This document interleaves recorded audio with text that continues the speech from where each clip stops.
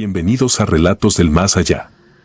Me encantaría saber desde dónde nos escuchan, dejen sus comentarios, los leo con atención.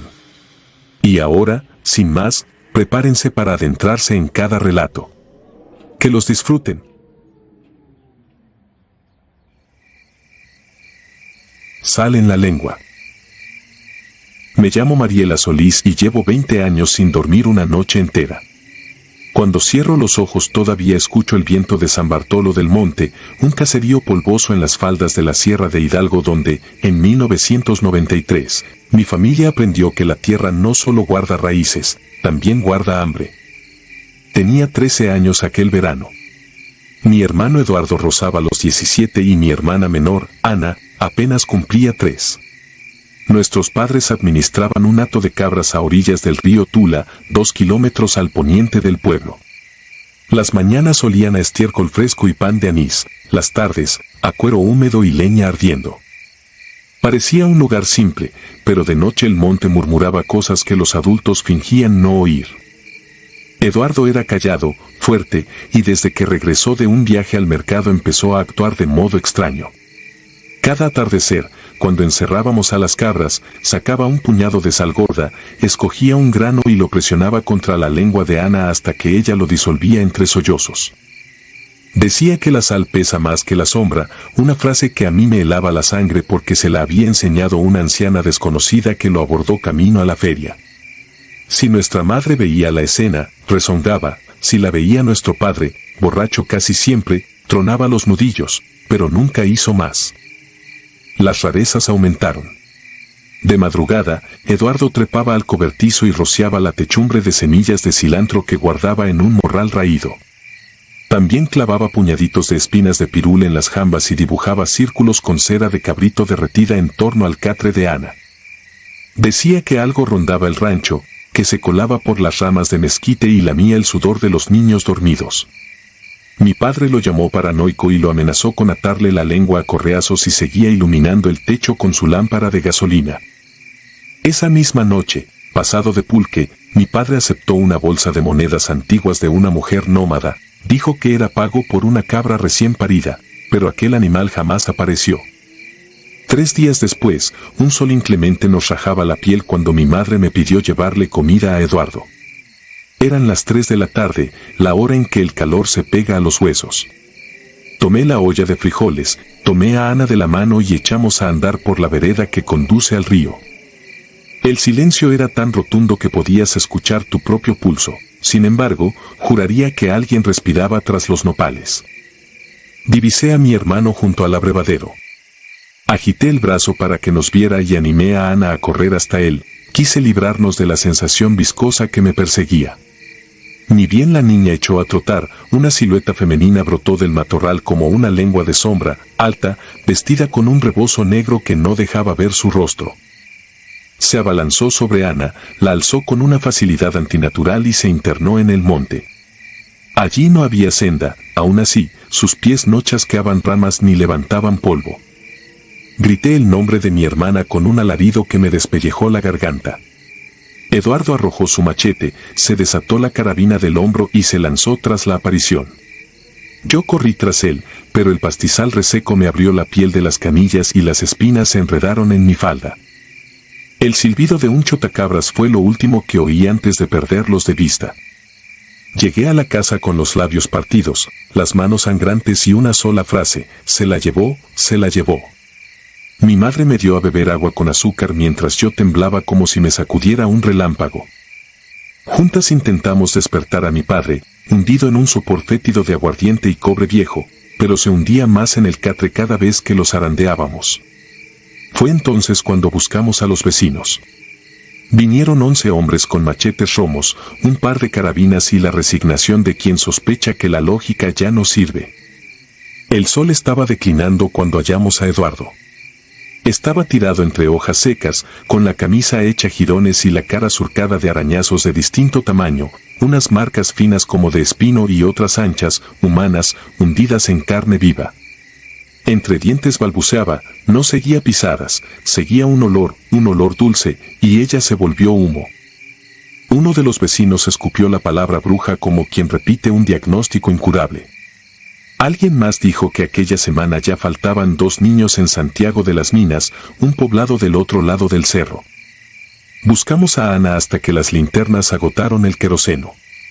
El bosque parecía un organismo de una sola respiración que se reía de nuestros pasos. A la medianoche regresamos al rancho con las manos vacías. Apenas cruzamos la puerta, mi padre despertó furioso, le costó 2 segundos comprender lo que ocurría y 1 para volcar su rabia sobre mi madre. Los vecinos se interpusieron, le gritaron que la culpa era suya, que vendió la cabra por mezquinas monedas y que, borracho, durmió mientras la cosa acechaba. Mi madre sangraba del labio, Eduardo bramaba impotente y la casa olía a sudor rancio y madera vieja, un olor que todavía, 30 años después, me hace nausear.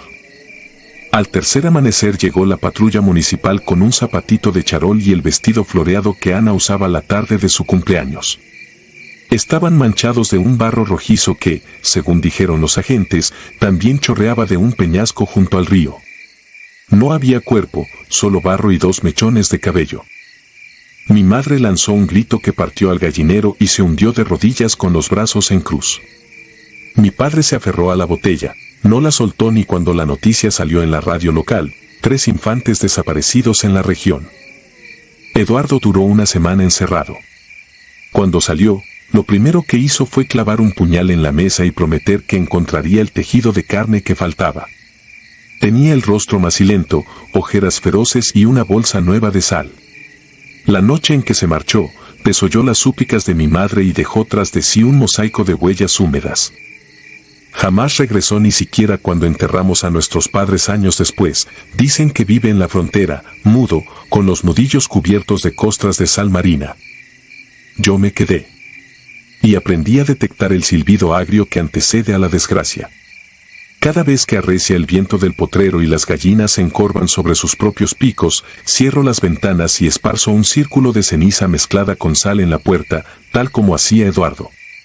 Algunos se ríen, otros prefieren no escuchar. Aún hoy, los pescadores del Tula encuentran, de vez en cuando, restos de cintas para el cabello atados a manojos de semillas de cilantro, empapados en un lodo negruzco que no huele a agua ni a tierra. Yo sigo allí, rodeada de cabras que ya no pastoreo y de recuerdos que se clavan como espinas de pirul. En mi mesa conservo un puñado de granos de sal gruesa. Cuando el viento sopla hacia el este, el aire trae un eco infantil, un murmullo que sisea mi nombre y se disuelve antes de rozar el umbral. Esa voz pesa más que el sueño. Por eso, cada noche cuento los granos de sal con la certeza de que, si alguno falta, el monte volverá a cobrarse lo que todavía le debo.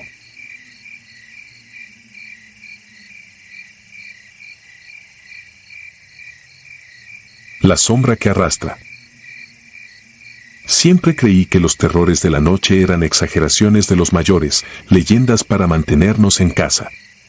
Sin embargo, aquel domingo de agosto de 1994, en un rancho polvoriento de la Sierra de Chihuahua, aprendí que hay relatos que no necesitan adornos para helar la sangre. Basta con vivirlos una vez para no volver a dormir igual. Vivía con mi madre en una pequeña casa de adobe a la orilla del camino vecinal que conecta el rancho El Jupare con el pueblo de Santa Rosalía, a unos 3 kilómetros. El único testigo de luz nocturna era un poste oxidado frente a la vieja escuela primaria, clausurada desde hacía años, aunque sus columpios seguían chirriando con cada ventarrón. Esa tarde, mi primo Mateo vino a visitarme. Traía una cámara de rollo que había heredado de su hermano y quería atrapar el atardecer naranja que se derramaba sobre los encinos. Salimos cuando el sol todavía tocaba las copas de los árboles. Caminamos entre sembradíos de maíz secos y cercos de piedra. Mateo insistía en tomar fotos a todo, un espantapájaros deshilachado, una reata olvidada sobre un tronco, las huellas profundas de las vacas en el lodo reseco. Yo lo seguía, medio aburrido, hasta que propuso llegar a la escuela y fotografiar los columpios oscilando solos. Le dije que estaba loco, nadie se acercaba ahí después del crepúsculo. Pero su entusiasmo me ganó. Llegamos al patio escolar cuando el último resplandor se extinguía. El sonido de la cadena crujiendo en el silencio era hipnótico. Mateo se adelantó, enfocó y disparó varias veces. Yo me senté en la banca de cemento bajo el tanque de agua oxidado. no sé cuánto tiempo pasó. El cielo se volvió de un azul tan oscuro que las primeras estrellas temblaban sobre el horizonte. Entonces, un viento extraño empezó a soplar. No era la brisa fría habitual, sino una corriente pesada, como si el aire llevara polvo viejo y promesas rotas. Recordé la anécdota que contaba don Hilario, el herrero. Cuando él era niño, un maestro de la escuela se había ahorcado dentro del aula porque los padres rechazaban sus métodos. Decían que en las madrugadas aún se escuchaba el banco caer y un cuerpo balancearse. Moví la cabeza para sacudirme la idea justo cuando Mateo dejó de disparar y bajó la cámara, pálido. Pregunté qué pasaba, solo señaló hacia el extremo del patio, donde el muro perimetral se abre hacia el monte. Allí estaba, una figura delgada, alta, medio encorvada. Lo que primero vi fue el brazo derecho extendido, huesudo, como si pidiera ayuda. Después noté que la pierna izquierda se arrastraba, con cada paso, la suela raspaba la gravilla en un chirrido prolongado, shhh clac, shhh clac. No había luna y, aún así, distinguí su silueta porque el poste, encendido a lo lejos, proyectaba una penumbra temblorosa. El sonido no era el de un animal ni el de un borracho, había una cadencia lenta, dolorosa, deliberada, imposible de confundir. Sentí la garganta seca. Mateo retrocedió hasta quedar a mi lado, la cámara colgada, sin disparar más. El cuerpo seguía avanzado, arrastrando el pie, dejando una franja oscura sobre la tierra. Quise convencerme de que era un vecino herido, pero algo en su postura gritaba lo contrario, los hombros angulados, la cabeza ladeada de forma antinatural, como si no tuviera fuerza para sostenerla. No se le veía rostro, solo una masa oscura bajo un sombrero de ala ancha y ajada que parecía adherido a la piel. Nos quedamos inmóviles, petrificados. El silencio se rompía únicamente con ese arrastre constante. El poste chisporroteó y, por un instante, la lámpara parpadeó 2 veces antes de quedarse fija. En ese destello, vi algo que no se puede explicar con lógica, la sombra que proyectaba aquella cosa no coincidía con su contorno. En el suelo, se dibujaba la estructura de una horca, y la figura pendía de una cuerda inexistente, balanceándose apenas, ajena a la gravedad que la sostenía en el mundo real. No sé quién respiró primero, si Mateo o yo. Corrimos sin mediar palabra, empujando el aire frío, pisando piedras que nos cortaron los tobillos, sin darnos cuenta. El camino a casa pasa por un puente de concreto sobre un arroyo seco, lo saltamos de un brinco, escuchando detrás el eco del shhh clac multiplicado, como si la criatura se hubiera vuelto legión. El poste frente a la escuela quedó atrás, y con él, su círculo de luz. Nos envolvió una oscuridad pura, salvo por el brillo mortal de las estrellas. Llegamos a mi casa sin aliento. Cerramos de un portazo y echamos el pasador de madera. Mi madre dejó la cazuela cuando nos vio temblar de puro pánico. Quise explicarle, pero las palabras salían atropelladas. Ella solo atinó a ofrecernos té. Mientras lo preparaba, Mateo revisó la cámara. Las fotografías tomadas en el patio aparecían normales, excepto la última, un marco absolutamente negro, atravesado por una línea gris en diagonal, como una cuerda tensada.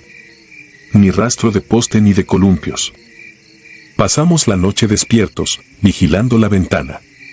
Cada tanto, el viento agitaba el tejado y la madera crujía, haciendo eco al galope de nuestro corazón. Con el amanecer llegó un extraño alivio, decidimos regresar a la escuela para asegurarnos de que todo había sido una alucinación. Mi madre nos dejó ir con la condición de volver antes del desayuno. Al llegar, el lugar parecía idéntico, columpios en silencio, bancos oxidados, pizarrones rotos. Sin embargo, en la gravilla descubrimos una senda clara que salía del patio hacia el camino vecinal, 2 hileras de puntos profundos, y al centro, una línea continua que surcaba la tierra, como marcada por un zapato arrastrado. Las huellas se dirigían al puente del arroyo. Allí, sobre el cemento, encontramos un charco reseco de humedad que desprendía un ligero olor a herrumbre. Encima, alguien había trazado con tiza un círculo y dentro, un nombre apenas legible, Maestro Arriaga. El apellido me estremeció. Recordé entonces que mi bisabuela hablaba de un profesor que instruía a los niños a leer libros prohibidos. Decían que llevaba textos darwinistas y novelas de brujería. Los padres lo denunciaron con el cura y, en una noche de agosto de 1934, el hombre apareció colgado en el salón de ciencias, con la pierna izquierda rota contra el pupitre. El pueblo cayó la tragedia y selló el aula. Con los años, la escuela se clausuró. Aquella misma fecha coincidía con nuestro encuentro, un 14 de agosto, 6 décadas después.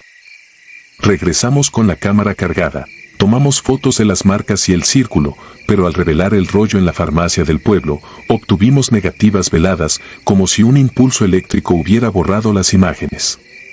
Mateo, incrédulo, juró vender la cámara. Yo no lo culpo, algunas ventanas es mejor no volver a abrirlas.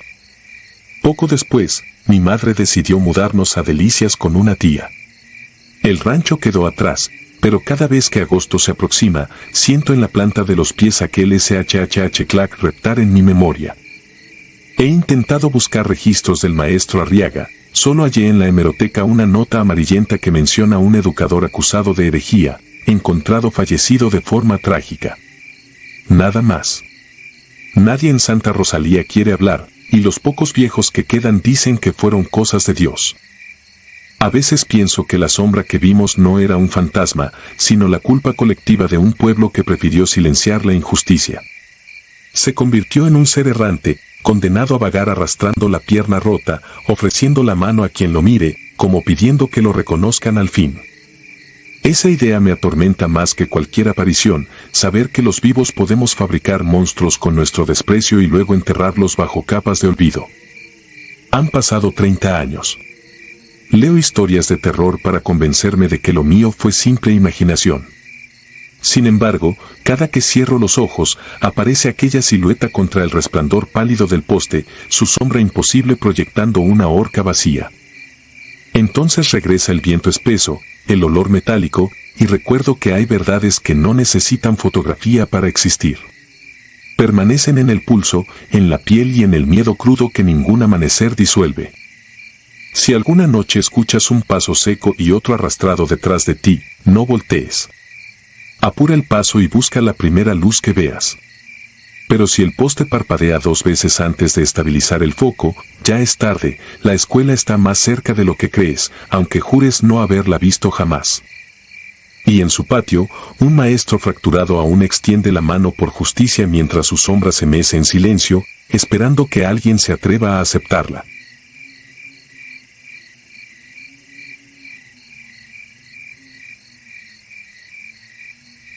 La perra negra. Me llamo Isaías, nací en 1985, y esto ocurrió en el verano de 2007, cuando regresaba al rancho El Arenal, en la sierra de Durango.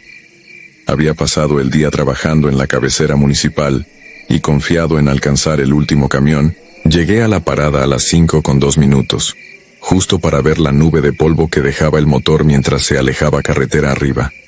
No quise gastar en una noche de hotel. Además, a esa edad uno cree que nada malo puede pasar. Así que, me resigné a hacer dedo. Por suerte, a los 20 minutos se detuvo la camioneta de Rubén, un conocido del rancho El Naranjo. Me dejó cerca del crucero de piedra donde empieza la vereda que ataja por el monte. Faltaban unos 6 kilómetros hasta mi casa, y el sol todavía calentaba. Esa ruta la conocía desde niño. Brecha angosta, pinos, encinos, olor a tierra y resina. Yo llevaba mi cámara compacta colgada al cuello. La fotografía era mi vicio, y aquel atardecer pintaba de oro los troncos. Mientras avanzaba, el canto de los totopos resonaba entre las ramas, y las sombras se alargaban. A los 2 kilómetros noté algo raro junto a un tronco caído. Un pequeño círculo de veladoras rojas apagadas, un frasco con tierra oscura, y en el centro, una muñeca de trapo atravesada por alfileres oxidados. El pábilo todavía olía a cera reciente. Tomé una foto. Al mirar por el visor sentí un leve mareo, como si el aire vibrara. Pensé en supersticiones, pero igual me persigné antes de alejarme. Di un paso y algo crujió bajo mi bota. Incliné la linterna que llevaba en la mochila aunque todavía había luz. Era una fotografía de estudio, tamaño credencial, descolorida por la humedad. Mostraba a un hombre con bigote tupido y mirada seria. Tenía un agujero quemado justo en la frente. Sentí un escalofrío que me recorrió del cuello a los talones. Tiré la foto sobre el montículo de hojas y seguí caminando, tratando de no mirar atrás. No había dado 100 metros cuando el bosque se quedó sin ruidos. Nada de pájaros ni insectos, solo mi propia respiración. Entonces la vi. Una perra negra gigantesca parada en medio del sendero. Era más alta que un Rottweiler, pero más delgada, con un pelaje tan oscuro que parecía absorber la poca luz que quedaba. Sus ojos relucían como carbones encendidos.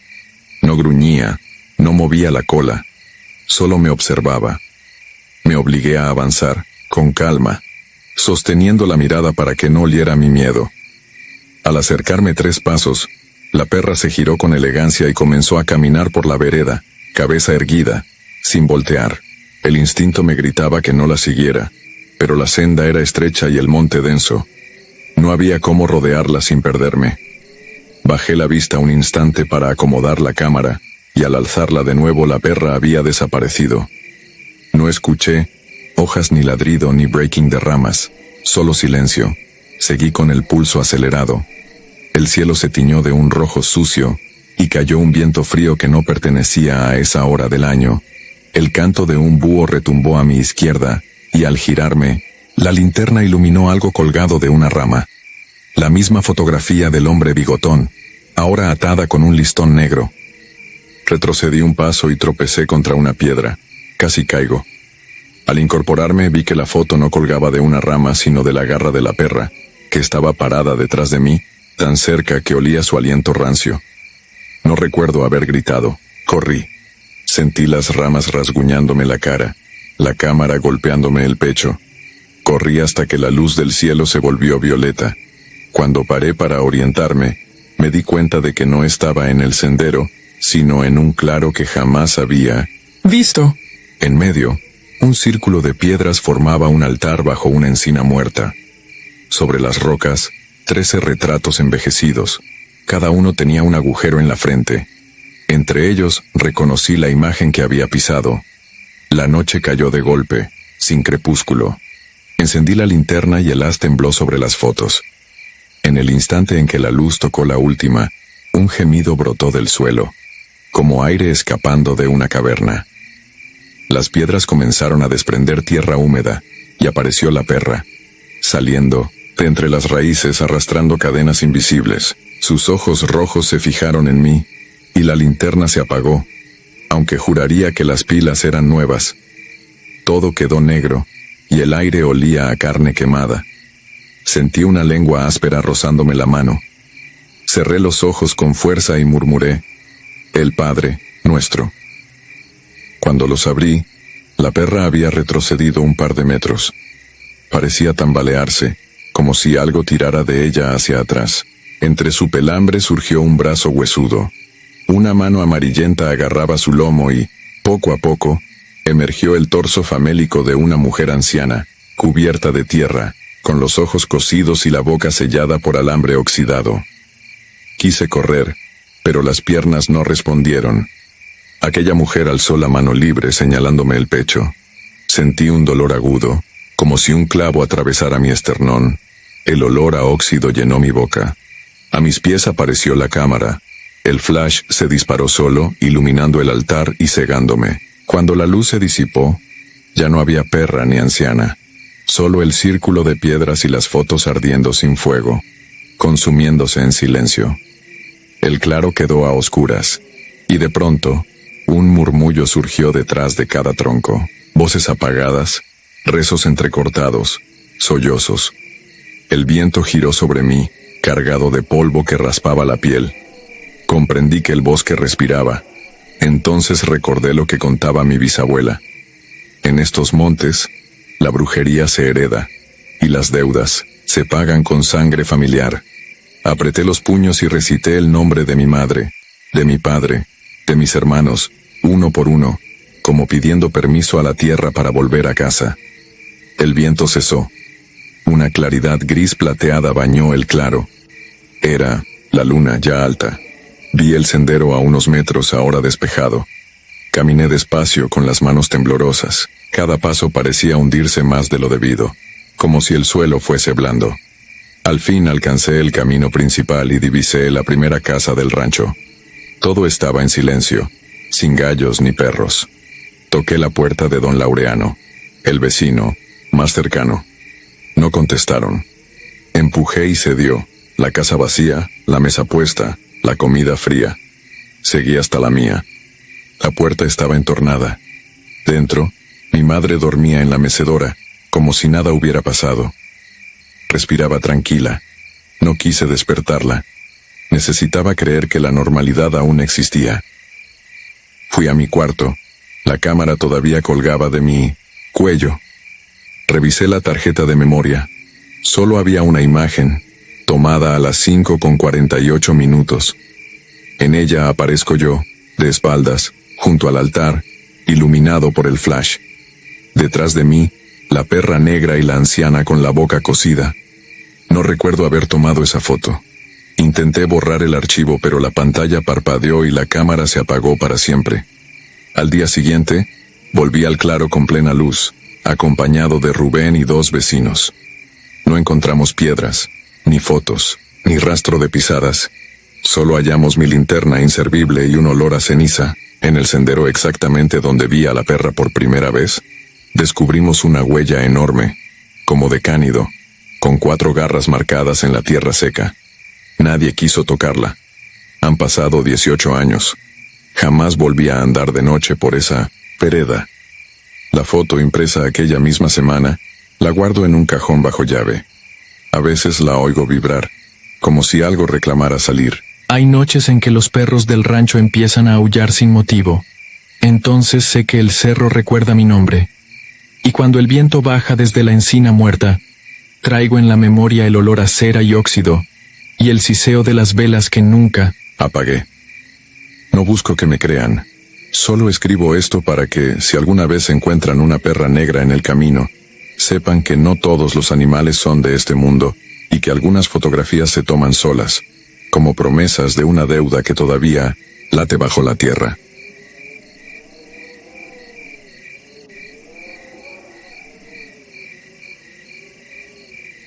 Garras de medianoche.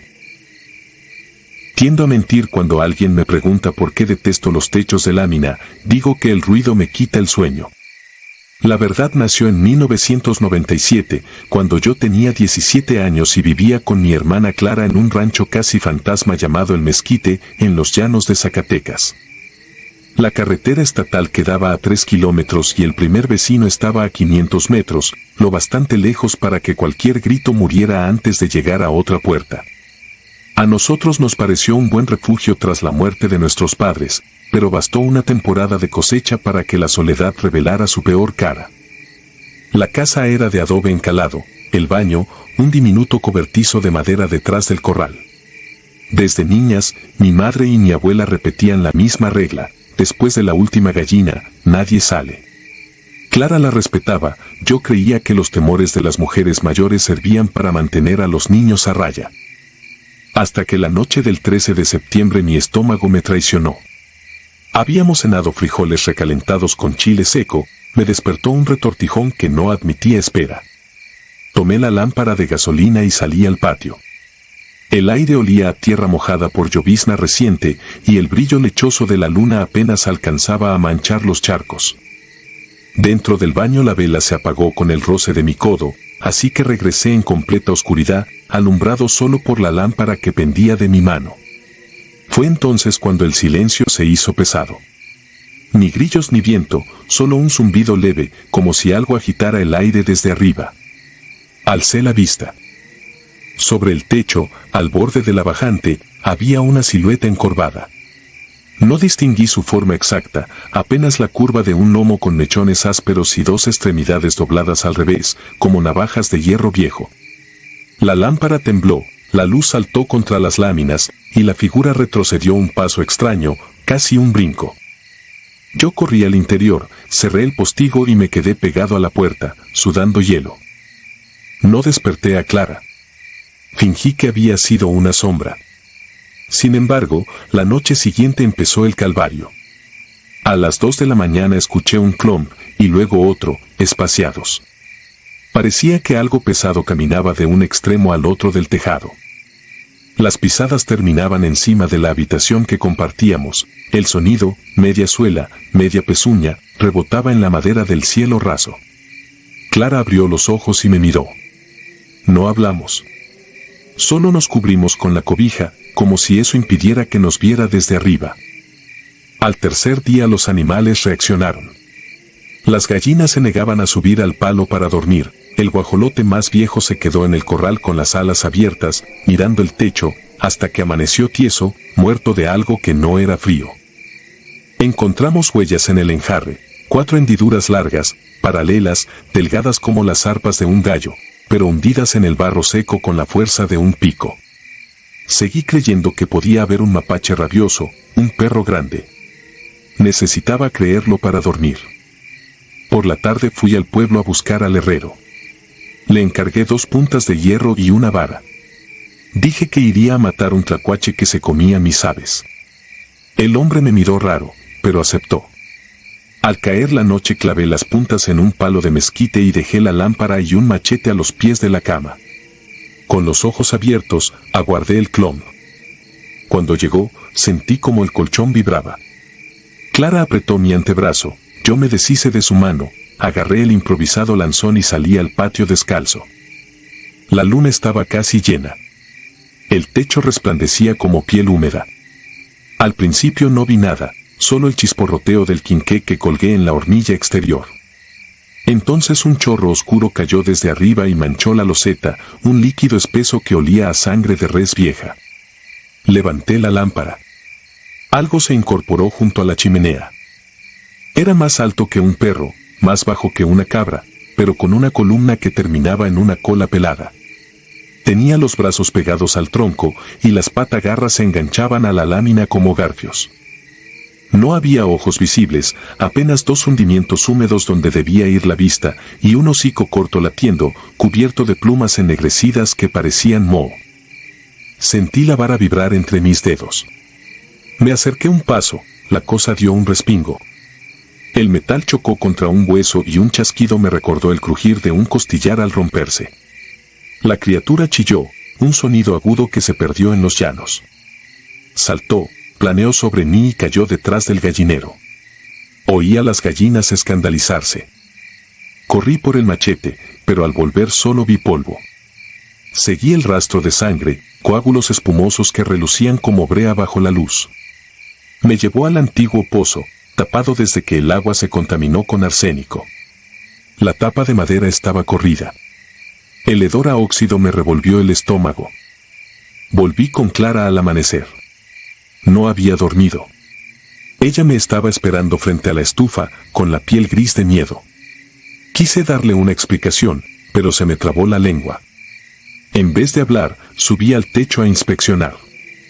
Había plumas pegadas con sangre, mechones de un pelaje café y un agujero donde las láminas se habían doblado hacia adentro, como si algo hubiese caído desde el cielo. Las noches siguientes la bestia cambió su rutina. Ya no se paseaba, se quedaba inmóvil, respirando.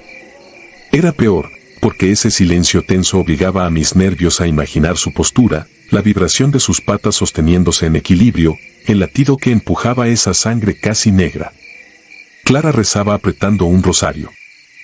Yo, que nunca tuve mucha fe, cargaba el machete y el lanzón todo el tiempo. Ninguno de los dos hablaba de huir, la cosecha estaba a medio prender y un préstamo nos ataba a la tierra. El 19 de septiembre, a las 3:15, la criatura dio un paso en falso. Escuché un rechinido de lámina y luego un golpe sordo en el suelo.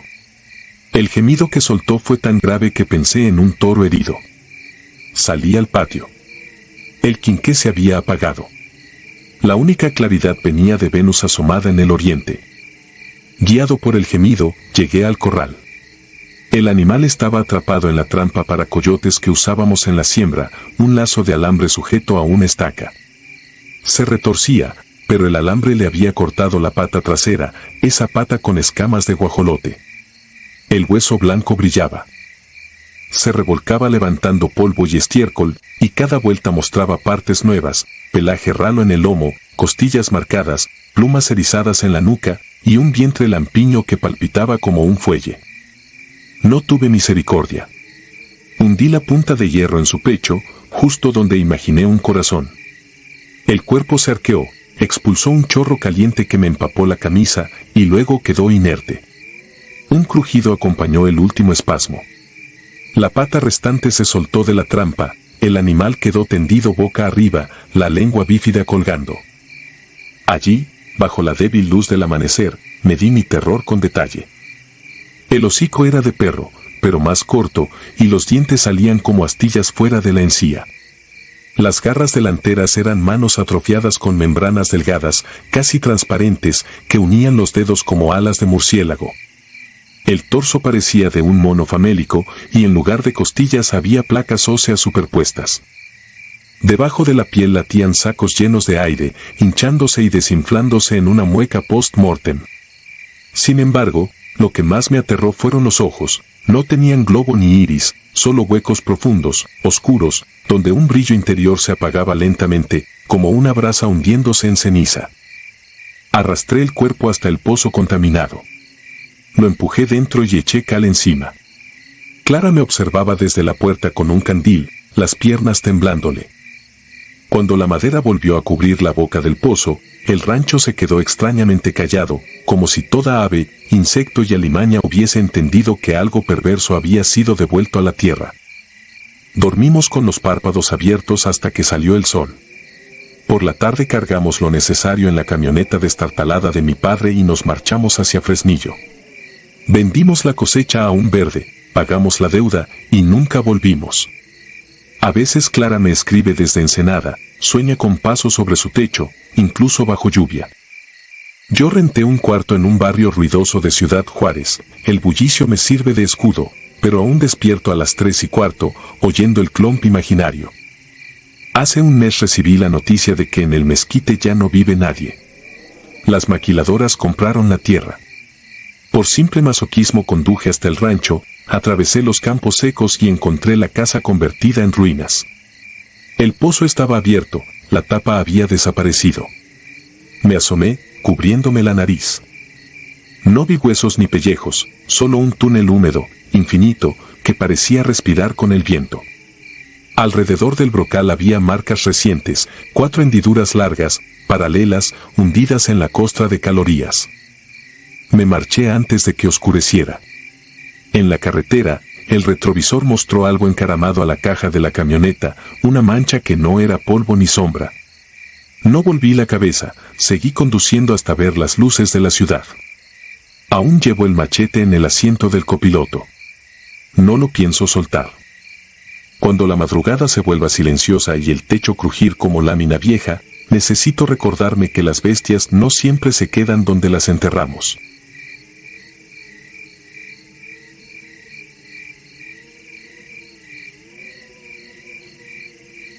El sepulto. No he vuelto a dormir con la misma calma desde aquella tarde de 1998 en San Miguel del Mezquite, un rancho polvoriento al sur de Durango donde el calor y el silencio parecían ahogar cualquier intento de fe. Mi nombre es Mauro Castillo, tenía 27 años y acababa de llegar como maestro rural, convencido de que la tranquilidad del campo me curaría la ansiedad que traía de la ciudad. Pronto descubrí que la verdadera inquietud no nace del bullicio, sino de lo que se esconde en las grietas del mundo.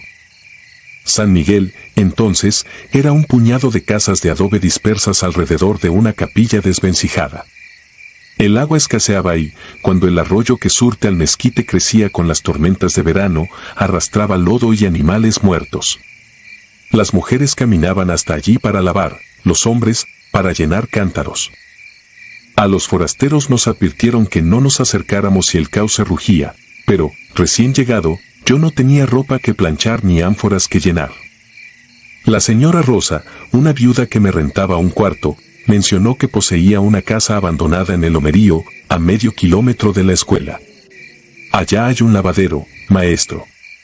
Si prefiere, suba y lave su ropa con agua de pozo, limpia y fresca. Agradecí el gesto. Después de la jornada escolar cargué mi morral con camisas sudadas y seguí el sendero serpenteante entre mezquites. Era media tarde y el sol, aún pesado, pintaba sombras largas sobre la tierra cuarteada. La casa lucía sólida pese al abandono, muros anchos, tejas de barro, una sola ventana de madera astillada que daba directo al lavadero. Empujé la puerta, un rechinido seco retumbó en el interior hueco. Aún así, la penumbra resultaba menos sofocante que el aire de afuera. Llené el piloncillo con agua de un barril cubierto y me dispuse a tallar. A los pocos minutos me llegó un hedor agrio, como carne rancia olvidada al sol. Pensé que quizá un mapache se había colado y muerto bajo el techo, me cubrí la nariz con la manga y seguí tallando entre chorros de jabón. Al alzar la vista hacia la ventana vi, dentro de la sala oscura, una figura quieta.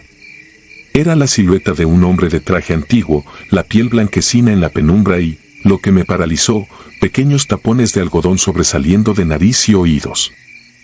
Cerré los párpados y los froté con los dedos enjabonados, convencido de que el reflejo del atardecer me gastaba una mala broma. Si aquello era un difunto, debía de ser un recuerdo estampado en mi imaginación por las historias de velorios que los abuelos repiten. Respiré hondo, pero el olor empeoró, penetrante, dulce y podrido al mismo tiempo. Cuando volví a mirar, la figura estaba ya junto al alféizar, a escasos centímetros del lavadero. Vi con claridad el rostro marmóreo, los labios color ceniza hundidos en una mueca ajena a la vida. El corazón me retumbó en los oídos, tiré el jabón y salí corriendo, dejando la ropa flotando en el agua gris. El chiflido del viento me persiguió hasta el camino, como un lamento contenido entre los mezquites. Esa noche no conté a nadie lo sucedido. Sentado en la cama, intenté razonar, tal vez un vecino entró sin que yo lo notara y quiso asustar al forastero. Sin embargo, el detalle de los algodones, que solo se colocan a los muertos, socavaba cualquier explicación lógica. Dormité con la lámpara encendida, sobresaltándome cada vez que los perros aullaban en la calle. Pasaron semanas. En el rancho decían que la vieja casa pertenecía a la familia de Rosa desde la Revolución, pero nadie vivía allí porque un antepasado, don Silvestre, había fallecido en la sala hacía décadas, velado en el mismo lugar donde la gente juraba ver luces extrañas. Yo rehuía el tema y volvía al arroyo para lavar, aun cuando los charcos de fango me salpicaran las piernas. La imagen del cadáver pegado al alféizar me seguía como sombra. A fines de noviembre, la viuda me ofreció comprar la casa a plazos. Decía que necesitaba dinero para marcharse con parientes a la capital. El precio era apenas simbólico, paredes sólidas, terreno propio y la promesa de un pozo que nunca se secaba. A pesar de las pesadillas que me acosaban, la idea de tener mi propio techo me tentó. Firmamos un papel simple ante el comisario y la propiedad pasó a mi nombre. Bastó cruzar la puerta con aquella llave oxidada para que regresara el hedor, aunque más sutil, como si respirara bajo el polvo. Me armé de valor, abrí todas las ventanas y dejé entrar la luz áspera de mediodía. Durante las siguientes semanas pinté muros, cambié tejas y barnicé puertas. Cada noche, sin embargo, un murmullo parecía deslizarse por los pasillos. Me repetía que era el viento, que la soledad provoca alucinaciones auditivas. Colocaba libros y macetas junto a la pared donde había visto al difunto, como si bastaran para contener algo más denso. Poco antes de Navidad sufrí un sueño vívido, caminaba por mi sala y hallaba a un hombre alto, con sombrero de ala ancha y el rostro cubierto de tierra húmeda. Me hablaba sin abrir la boca, no quiero lastimarte, solo avisa que detrás de ese muro descansa lo mío. Señalaba la misma pared junto a la ventana. Desperté sobresaltado, con la garganta seca, la casa entera crujía en la madrugada. Un aire helado escapaba por las rendijas. A la mañana siguiente descubrí un hilo de yeso agrietado en la zona que el visitante señalaba en el sueño. El color era más oscuro, como si hubiese absorbido humedad desde dentro. Recordé las viejas historias de entierros clandestinos en tiempos de bandolerismo, tesoros, osarios, víctimas de fiebre española. Decidí no derribar nada, pero la curiosidad ardía. Compré una barra y un martillo, los guardé en un rincón y pospuse el impulso, como quien oculta una carta peligrosa en el cajón, prometiéndose olvidarla. La vida cotidiana siguió con normalidad aparente, clases, misa de domingo, tertulias en la plaza mientras la banda tocaba corridos. Sin embargo, Mi sueño ligero detectaba pasos suaves en la sala, un golpe débil contra la pared me despertaba puntualmente a las 3, el aire adquiría la misma peste dulzona que en el lavadero, solo por segundos, suficiente para que el estómago se revolviera. La salud empezó a mermar, ojeras marcadas, palidez y una jaqueca que latía desde la nuca hasta las sienes. Una tarde gris, cuando el viento arremolinaba polvo y hojarasca, el pozo se vació de golpe. Saqué el cubo y solo subió barro espeso. Bajé la vela para inspeccionar, el agua estaba fresca más abajo, pero flotaba una película aceitosa con motas ambarinas. Ese olor, el mismo que me había perseguido, emanaba de la profundidad. Comprendí que la casa entera sangraba desde dentro. El 1 de febrero, extenuado, tomé la barra y golpeé la pared. El yeso cedió rápido, como si hubiera perdido voluntad. Bajo la capa salió a la vista adobe viejo, agrietado por la humedad. 3 golpes más y se abrió un hueco, un aire frío golpeó mi cara con un tufo insoportable. Iluminé con una linterna, un espacio hueco entre muros, de apenas medio metro de ancho. Dentro había huesos revueltos, telas desgastadas, un sombrero de ala ancha y, sobre todo, un cofre pequeño, de hierro oxidado. Sentí la lengua áspera, el pulso disparado. El eco de un gemido se deslizó desde la sala como brisa helada. Con manos temblorosas limpié el cofre, la tapa estaba asegurada con un candado corroído que se dio al primer martillazo. Dentro, monedas de plata ennegrecidas, una fotografía sepia de un hombre, traje oscuro, ojos firmes, y, junto a la imagen, un fajo de papeles en espiral, ilegibles por la humedad salvo una frase garabateada en tinta desteñida, que mi cuerpo guarde mi fortuna y mi casa guarde mi respiro. Sentí que la habitación giraba.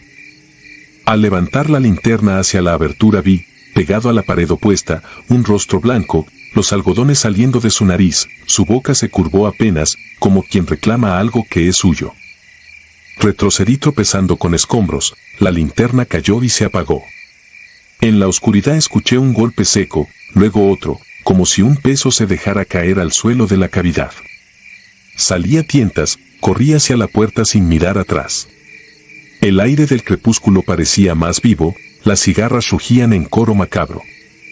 No dormí en la casa esa noche, después de horas vagando por el pueblo, amanecí sentado en la banca de la plaza. Conté lo ocurrido al párroco y al comisario. 2 hombres fueron conmigo a inspeccionar, encontraron el muro rasgado, pero dentro solo había tierra suelta y el cofre vacío a mis pies. Ningún hueso, ningún cadáver. Juré que los había visto, que el rostro del hombre seguía grabado en mi mente con precisión quirúrgica. Me miraron con lástima, achacándolo al estrés. Abandoné San Miguel del Mezquite al día siguiente. Vendí la casa por la mitad de lo que me costó. El comprador, un comerciante de ganado, no quiso escuchar historias. A veces imagino su sorpresa cuando descubra el hueco en la pared o cuando el pozo exhale aquel aroma inconfundible. Escribo esto en un cuarto de pensión en Zacatecas, muchos años después, y el hedor aún me ronda. Llega en oleadas breves, sobre todo cuando la madrugada se hace más espesa.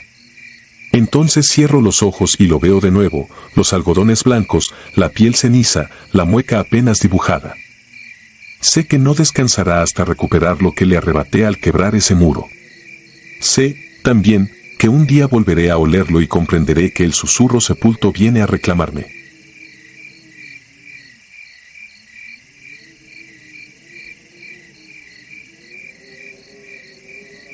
Forja fúnebre. Nunca me gustaron las campanas, crecí sabiendo que solo suenan por 2 razones, misa o muerte.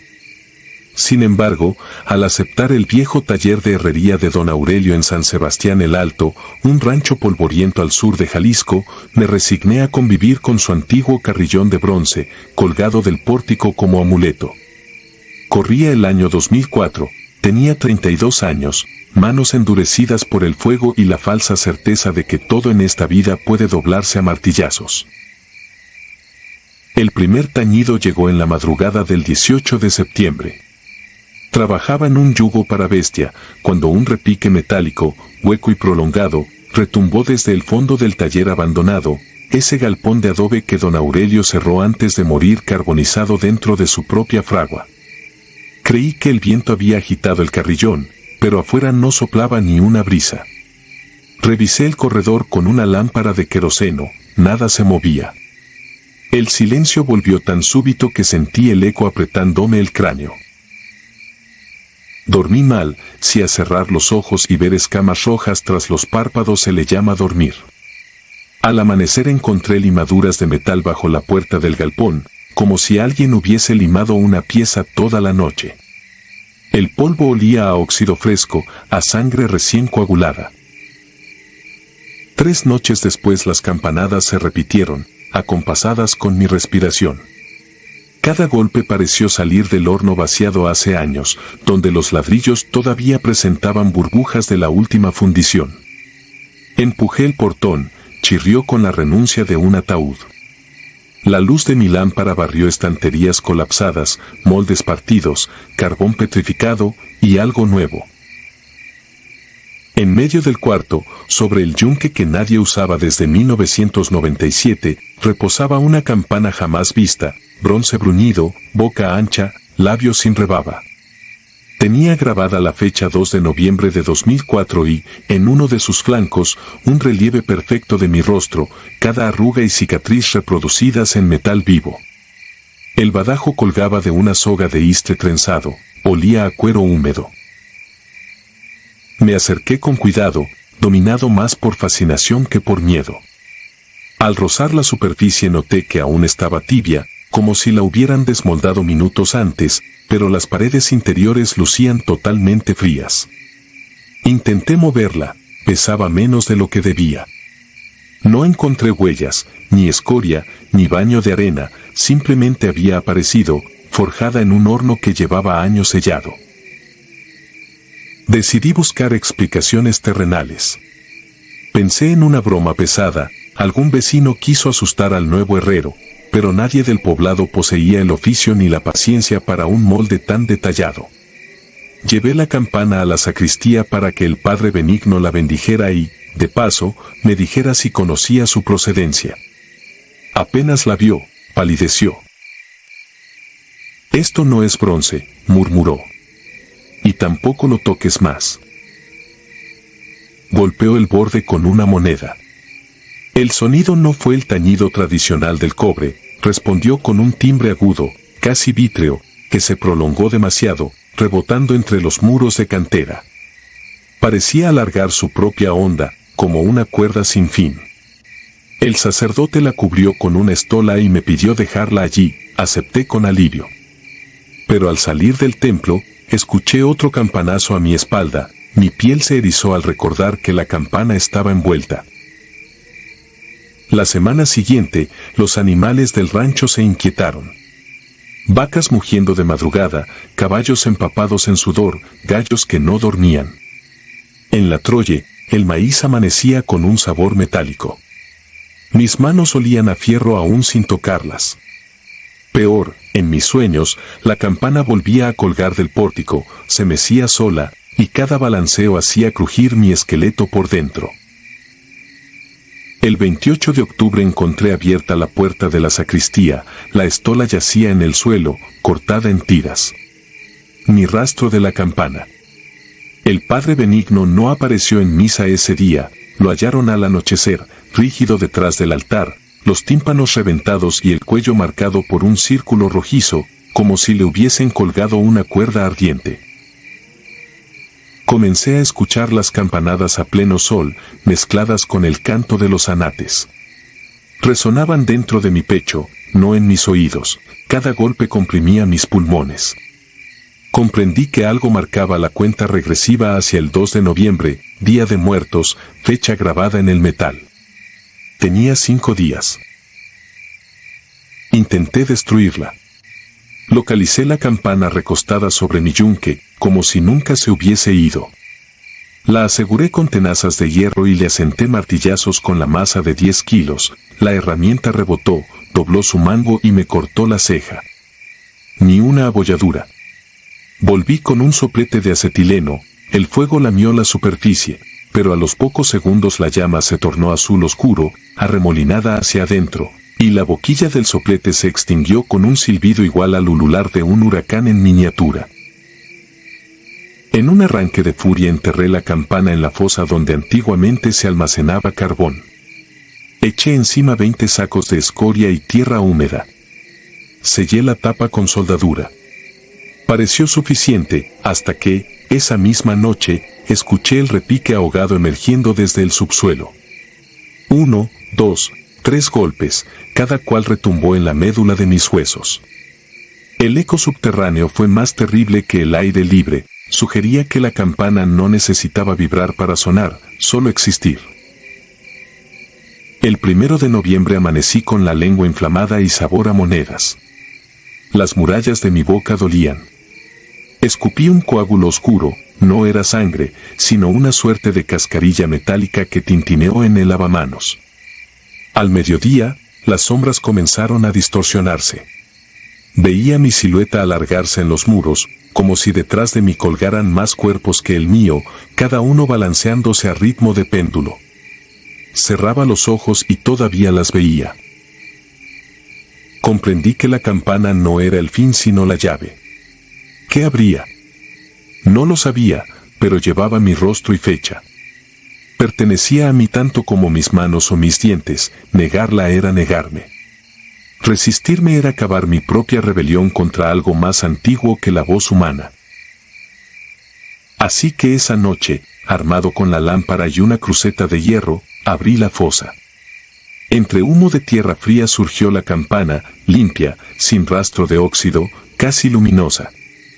Al levantarla sentí un escalofrío que no venía del aire, emanaba del bronce, una corriente que propagó escalpes en mi piel. La colgué de su vieja armella en el pórtico, igual que don Aurelio años atrás. Al primer toque con el badajo, las luces del rancho parpadearon y se apagaron.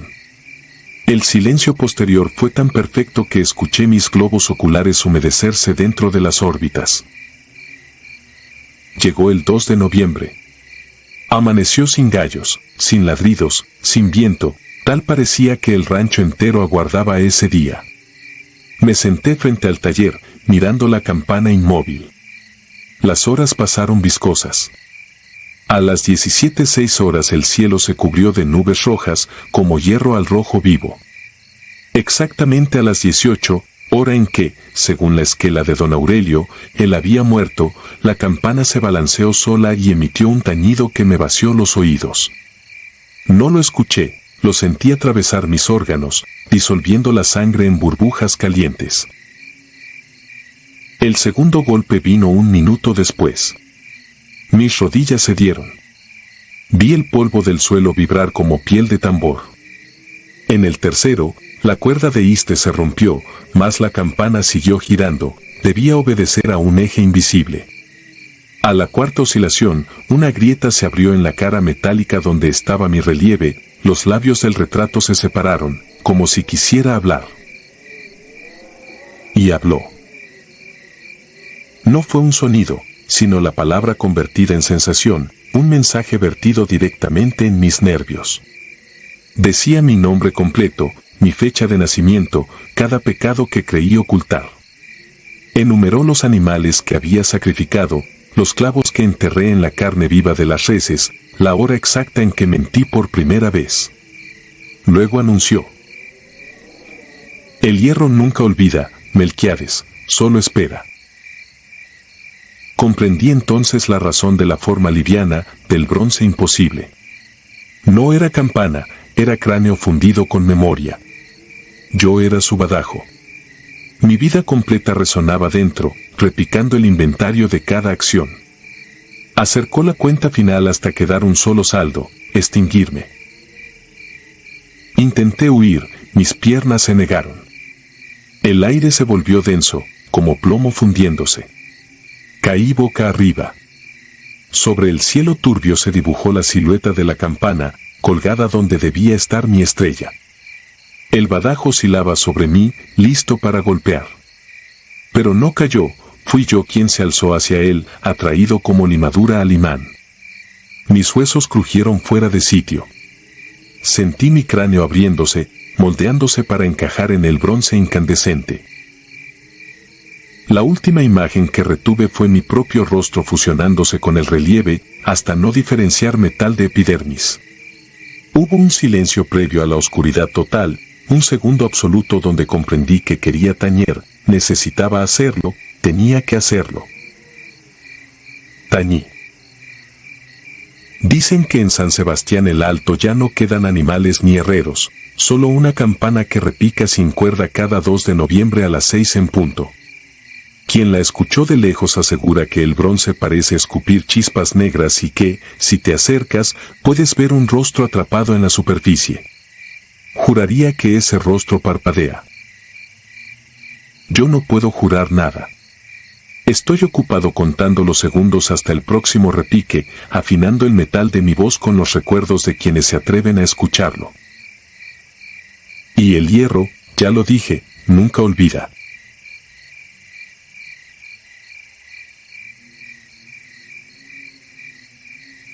Cenizas de mi nombre. Nunca he sabido dormir de corrido.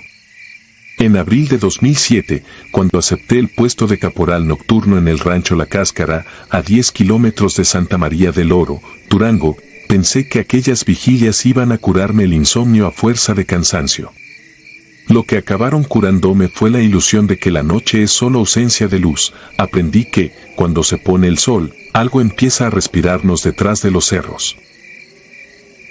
El rancho pertenecía a la familia Urrutia desde tiempos de la Revolución y estaba rodeado por un anillo de mezquites tan tupido que, de día, las ramas dejaban pasar destellos de sol como cuchillos cruzados. De noche, en cambio, el aire se espesaba con un olor metálico, imposible de ubicar, ni estiércol ni sangre, pero cercano a ambos. Mi rutina estaba clara: recorrer el perímetro, revisar candados, contar los becerros y anotar cualquier anomalía en un cuaderno que debía firmar al amanecer. La primera madrugada fue calma hasta poco antes de las 3, hora en que el silencio adquiere huesos. Recorría el último pasillo del corral cuando vi el resplandor, una fogata pequeña, perfectamente redonda, ardiendo en el centro del corral de engorda. No había chisporroteo ni humo. Los becerros, en vez de apartarse, formaban un semicírculo como si asistieran a misa. Creí que alguno de los peones me estaba jugando una mala pasada, pero se suponía que yo era el único humano despierto. Me acerqué con el extintor listo, las chispas levantaron un vaho rojizo y, por un instante, juraría que latían al ritmo de mi propio corazón. Entonces las brasas giraron sobre sí mismas y se acomodaron hasta dibujar 2 letras, J y R. Mi nombre completo, Jesús Rentería. Quise aplastar el dibujo con la bota, pero el fuego lamió la piel del cuero sin traspasarla. Sentí calor sin dolor, el caucho humeó sin derretirse. Retrocedí y, en cuanto lo hice, la fogata se redujo a brasas y, luego, a un puñado de polvo oscuro. Los becerros mugieron al unísono, como si los hubieran despertado de un sueño. Convencí a don Hilario, el administrador, de que alguien se había colado. Instaló reflectores nuevos y me autorizó a patrullar con escopeta. La segunda noche, sin embargo, la ronda transcurrió en blanco.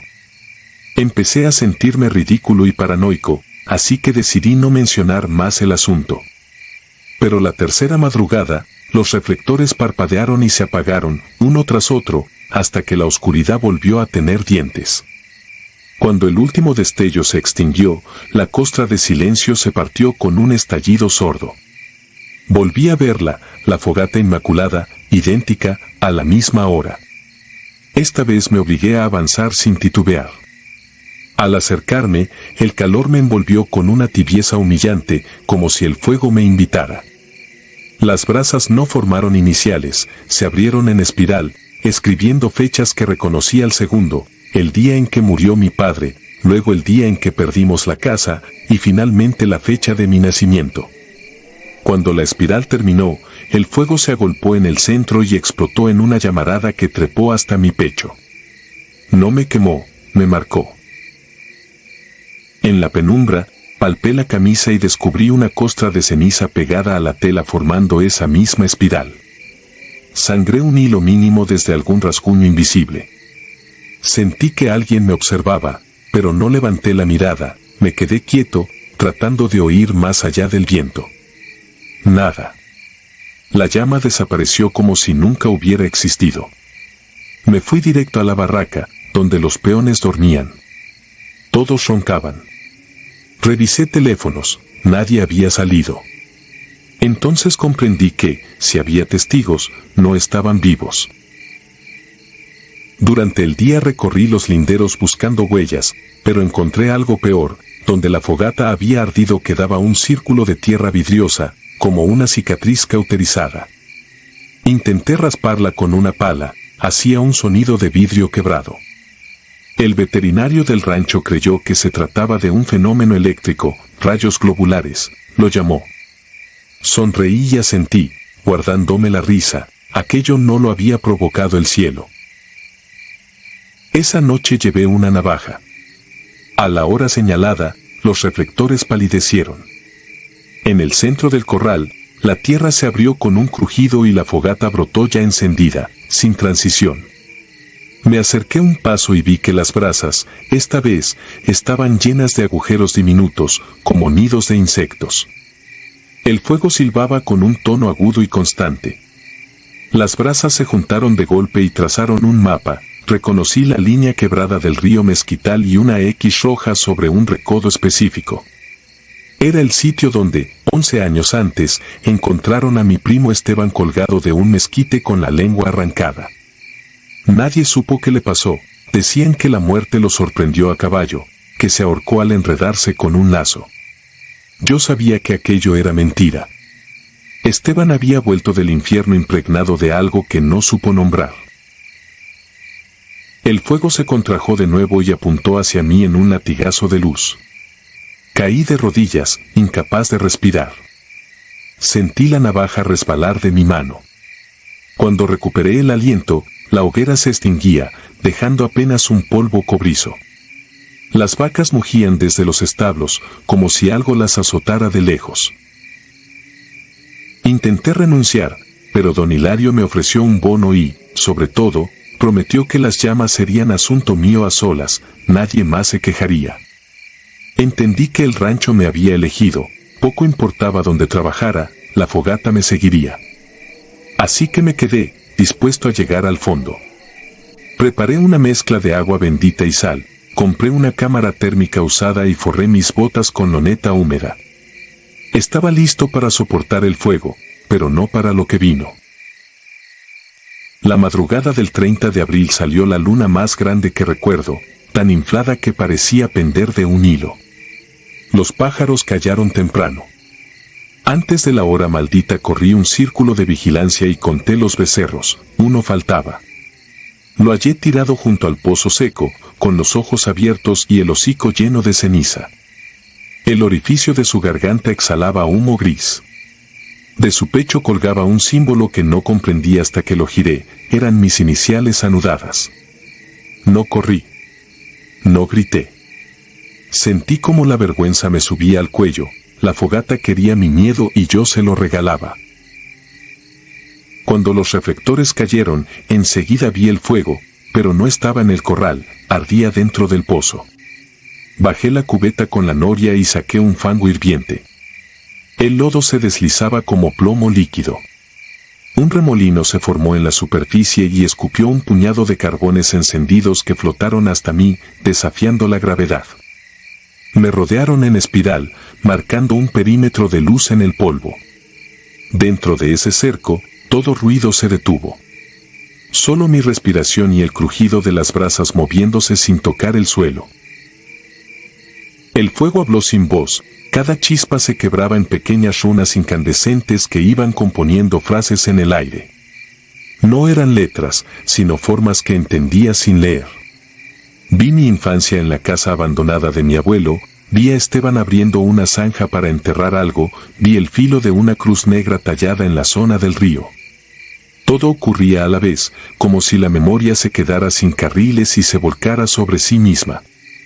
Comprendí que mi línea de sangre había firmado un pacto con algo que se alimentaba de nombres quemados. La deuda se transmitía, como una semilla, el día que Esteban murió, brotó otra rama, y ahora le tocaba florecer conmigo. En ese instante, un zarpazo de aire tiró los carbones al suelo y, en menos de un segundo, el fuego me cubrió hasta la cintura. No dolía, pero escuchaba el cuero de mis botas chillar, despedazarse, consumir su propia carne. Miré mis piernas, el fuego se pegaba a la piel como un vestido transparente, iluminando las venas con un resplandor interno. Caí de espaldas. El cielo giró sobre mí como una tapa, y vi la luna inflada, hinchándose hasta romperse. Cuando la luz blanca cayó sobre el rancho, vi sombras alargadas salir de cada mezquite, caminar en fila hacia el pozo, arrodillarse en su borde y sumergirse sin salpicar. No eran hombres ni animales, parecían figura de humo solidificado, cada una cargando un bulto amorfo contra el pecho, tal vez un corazón.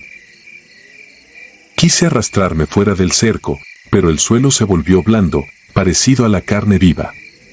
Mi mano se hundió hasta la muñeca en un barro tibio que olía a sangre rancia. En ese pantano sonaron campanillas invisibles. Las sombras se detuvieron y voltearon a verme sin ojos. Un relámpago rasgó el cielo y, por un instante, el rancho entero quedó expuesto, las bardas, los corrales, los mezquites, todo se veía en negativo, como si la realidad fuera una fotografía quemada desde atrás. Las sombras se fundieron con la luz y el mundo regresó a la penumbra. El fuego, de pronto, ya no me cubría. Estaba de pie, seco, ileso, en medio de un cráter de tierra carbonizada. Alrededor, los becerros yacían de lado, respirando con dificultad. Cada uno tenía grabada una letra distinta, y juntas formaban mi nombre completo en un círculo perfecto. La luna se encogía lentamente, como si hubiera exhalado toda su vida sobre mí. Escuché cascos de caballo al trote, no llegaban por el camino principal, sino desde debajo de la tierra, repicando contra una piedra hueca. Nunca supe cuánto duró aquello. A las 7 en punto llegó don Hilario con los peones. Me encontró de pie, sosteniendo una pala, cavando en la tierra vidriosa con los nudillos sangrantes. Ninguno se atrevió a hablarme. En mi cuaderno, hallaron una sola línea escrita con tinta negra: el fuego ya aprendió mi nombre. No recuerdo haberla escrito. El rancho cerró un mes después, los animales fueron vendidos a precio de liquidación. Dicen que quedó imposibilitado para cultivar nada, la tierra se quebraba en polígono tras polígono de ceniza. Yo volví a la ciudad, a un cuarto frente a la vía del tren. Cada madrugada me despierta el mismo chasquido, 2 piedras golpeándose para encender chispa. Miro por la ventana y no hay nadie, solo un reguero de polvo que brilla con la luz amarilla del farol. A veces huelo cuero quemado. Entonces sé que el incendio sigue caminando y que, tarde o temprano, volverá a pronunciarme hasta consumir la última vocal de mi aliento. Nunca he sabido dormir de corrido. Ahora entiendo por qué. La noche no es la ausencia de nada, sino el reverso de algo que siempre está ardiendo. Y mientras quede carbón en el mundo, mi nombre tendrá brasas para deletrearse.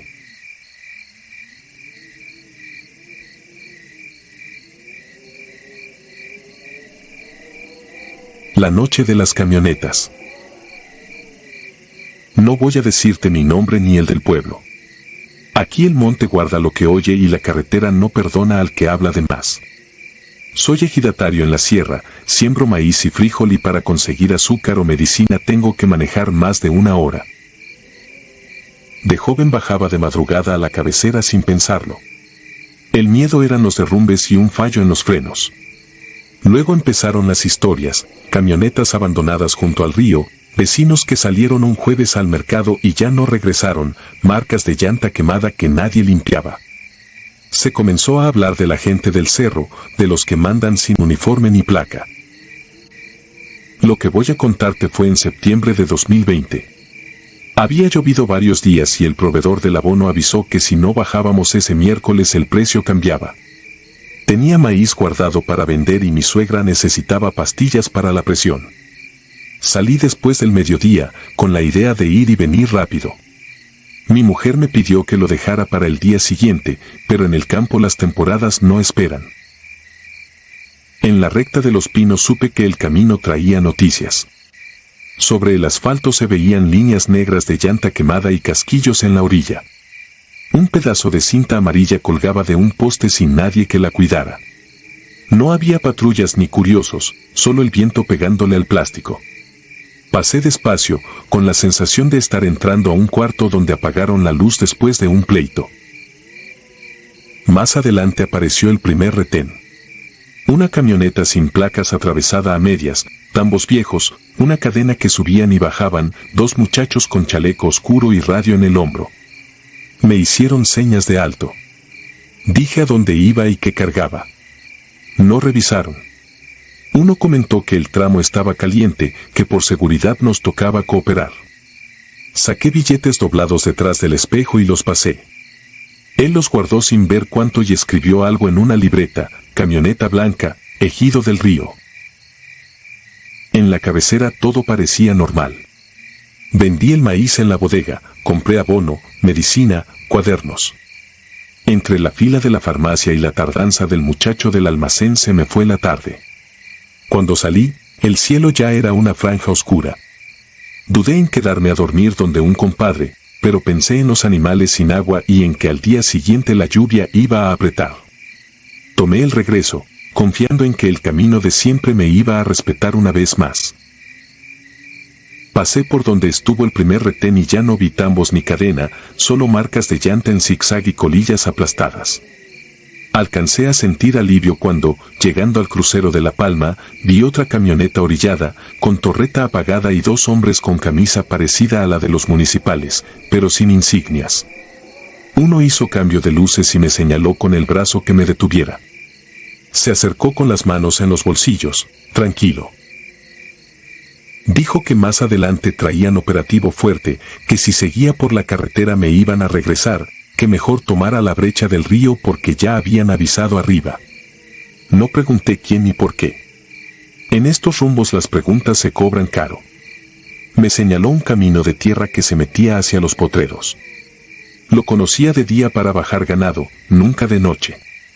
Aún así giré el volante y me metí a la tierra suelta, siguiendo marcas frescas de llanta. La brecha estaba hecha lodo. Las ramas golpeaban las puertas, el chasis se quejaba en cada bache. El aire cambió, primero a pasto cortado, luego a combustible y a algo pesado, dulce y viejo. A los pocos minutos el camino se abrió en un claro junto al río. Había 3 camionetas estacionadas en círculo, todas con las luces encendidas hacia el centro. Los faros alumbraban una franja de tierra removida con montones alargados cubiertos con plástico negro. A un lado, hombres con lámparas en la frente abrían zanjas con palas y picos. Quise meter reversa, pero una camioneta se movió y me cerró el paso. Un hombre joven vino hacia mí sin prisa, arma colgando del pecho. «Apáguela y bájese», dijo. Lo hice. Me revisó por encima, preguntó de qué ejido era, cuántos años llevaba subiendo y bajando, quién más acostumbraba a ir conmigo. Respondí lo necesario. Otro tomó mis llaves y movió mi camioneta para ponerla de lado.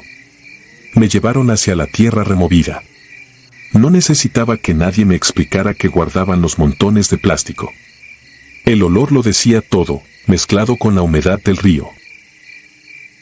Un hombre me puso una lámpara en la mano y señaló la zanja. «Alumbre», ordenó. «No más eso».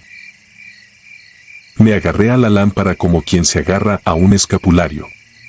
Ellos cavaban con ritmo cansado. Alcanzaba a oír frases sueltas: «Estos son los de anoche, los otros vienen del entronque, que quede parejo». Yo trataba de no imaginar nada. Me concentraba en el círculo de luz, en no temblar. Cada vez que levantaban la vista sentía que me medían, como si estuvieran decidiendo si yo iba a salir caminando de ahí. En un momento llegaron otros con más montones de plástico, arrastrándolo sobre la tierra. Cerré los ojos un segundo, pero el olor seguía pegado por dentro. Uno de los hombres se puso a mi lado. Olía a tabaco viejo y lluvia. «Ya vio más de lo que debía, don», dijo. «Pero todavía puede irse a su casa». Me pidió la cartera. no buscaba dinero. La abrió para ver mi credencial, leyó mi nombre, el de elegido, la fecha. Asintió como quien apunta a algo en una libreta invisible. Por eso mismo lo vamos a soltar, añadió. Porque allá arriba lo necesitan. Pero usted nunca estuvo aquí. Me cubrieron los ojos con un trapo húmedo. Sentí que me guiaban, que me subían a la caja de otra camioneta. El motor arrancó. Dimos vueltas que no supe contar, primero sobre tierra, luego sobre asfalto. En algún momento el motor se apagó. Me bajaron, me hicieron caminar unos pasos. Alguien me quitó el trapo de un jalón. Estábamos otra vez en la carretera principal, a unos metros de mi camioneta, estacionada junto a la orilla como si nunca la hubieran movido. La noche era cerrada. El hombre que había visto mi credencial encendió un cigarro y dejó que la luz le dibujara la cara. Va a subir al ejido derecho, dijo. No se va a parar, no va a contar nada, no va a ir a la comandancia, no va a preguntar por nadie. Si algún día le proponen bajar todos juntos, invente una enfermedad. Aquí el que sabe de más no llega viejo. Me puso las llaves en la mano y se fue sin voltear. No hubo disparos ni gritos, solo el ruido del río allá abajo y una moto que se alejaba cerro arriba. Subí al ejido con las manos clavadas al volante. Las curvas de siempre se sentían distintas. Las luces de las casas brillaban igual, pero parecía que también sabían lo que yo había visto. Esa noche no dormí. Al día siguiente, en la asamblea, hablamos de lo del río sin entrar en detalles. Coincidimos en una sola cosa, salir menos, no bajar ya de tarde, cargar más cuando tocara ir. Hoy sigo sembrando y bajando cuando no queda de otra, pero reviso la hora, el cielo, los rumores, las marcas nuevas en el asfalto, las camionetas sin placas en las orillas. Y si algún día tú pasas por la zona donde la sierra se pega al valle y ves que te quieren desviar hacia una brecha con luces encendidas y hombres que parecen autoridad pero no traen insignia, piensa en lo que te acabo de contar. A veces llegar tarde es la única manera de seguir llegando.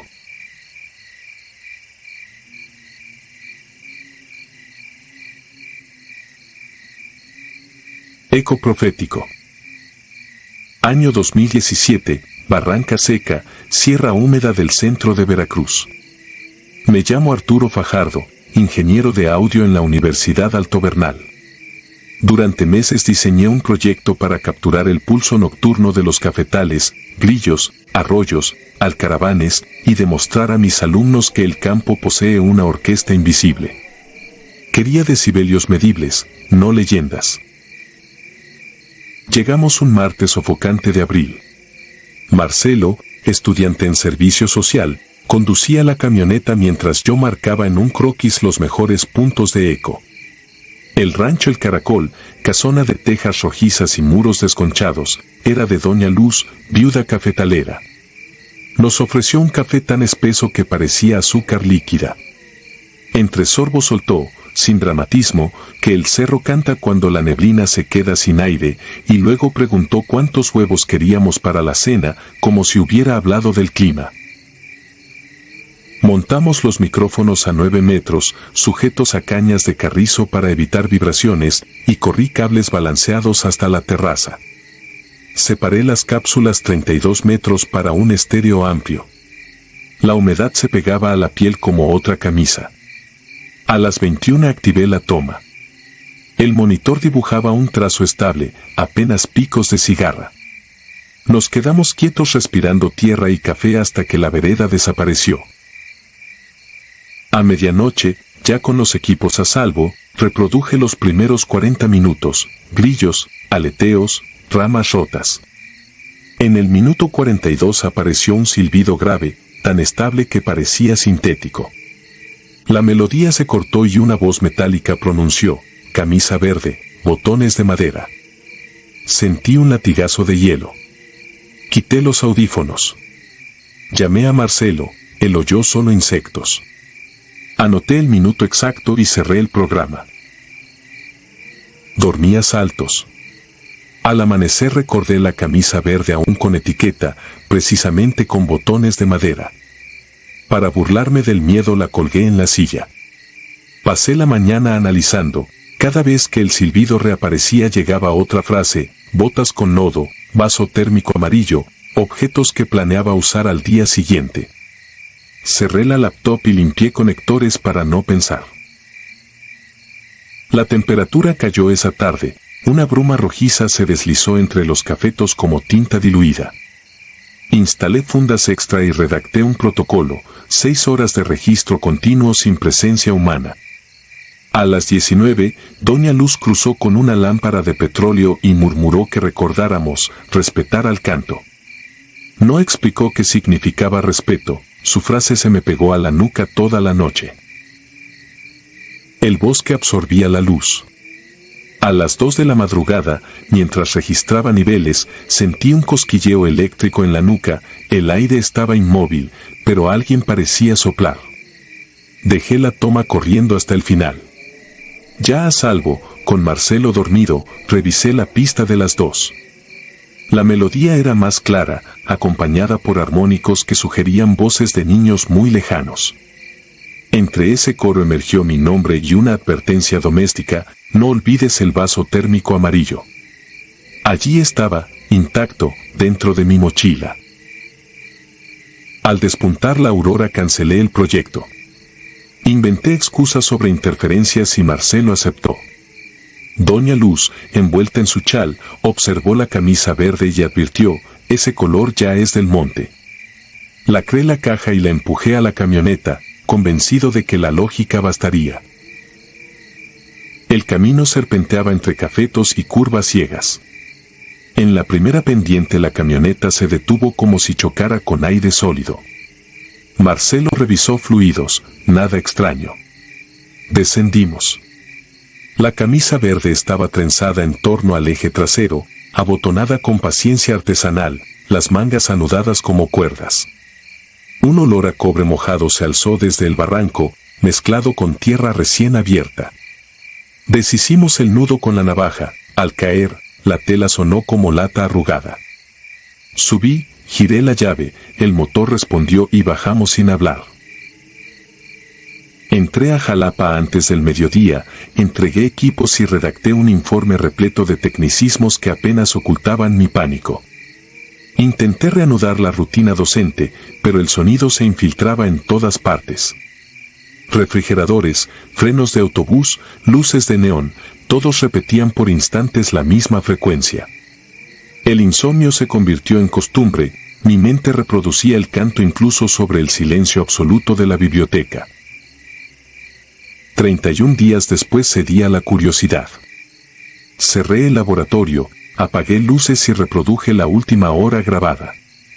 La melodía descendió 2 semitonos, arrastrándose como un carrete viejo. La voz dijo: no cierres los ojos al mediodía.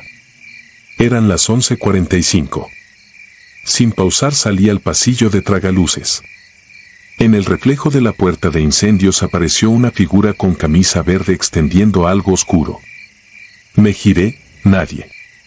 Al volver, la figura seguía sonriendo con labios grises. El audio siguió, párpados como puertas de caja fuerte. Golpeé stop. En el espectrograma la voz era una banda negra que oscurecía todas las frecuencias. Invertí fase, filtré graves, la voz permaneció intacta, ajena a cualquier proceso. Esa noche, 2-3, mi teléfono, modo avión, reprodujo 10 segundos del canto y la frase: playera gris, jeans gastados. Era exactamente la ropa preparada sobre la silla. Desde entonces cada madrugada la secuencia se repite, describiendo con precisión la vestimenta del día siguiente. Si intento cambiarla, la llamada de la noche siguiente corrige el error. Hace 3 noches la narración cambió. Ya no enumeraba ropa cotidiana, sino vestiduras definitivas: lino blanco, mangas remangadas, corbata negra, mortaja de sarga. Al amanecer hallé sobre el escritorio una tarjeta de funeral en blanco. Antier añadió: 4 velas sin flama, ataúd de cedro, tierra suelta sobre tu pecho. Revisé el espectrograma, la banda negra crece con cada frase, como un muro que se cierra. Mañana es 4 de mayo, aniversario del deslave que sepultó la aldea contigua al rancho.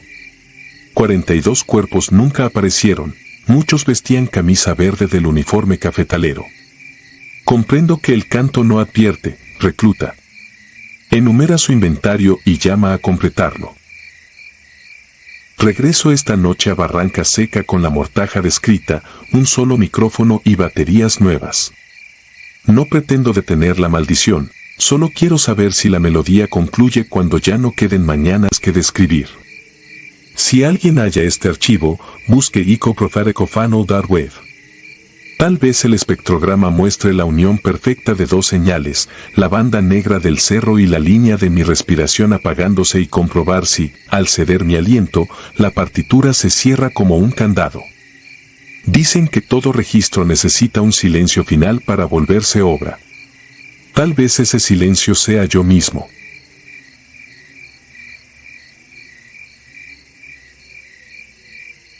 Si te gustaron estos relatos, regálanos tu like y déjanos tu comentario, y no olvides suscribirte al canal para que sigas recibiendo las notificaciones de los próximos relatos. Tu apoyo nos ayuda a seguir creciendo dentro de YouTube. Nuevamente, mil gracias y nos vemos en el próximo relato.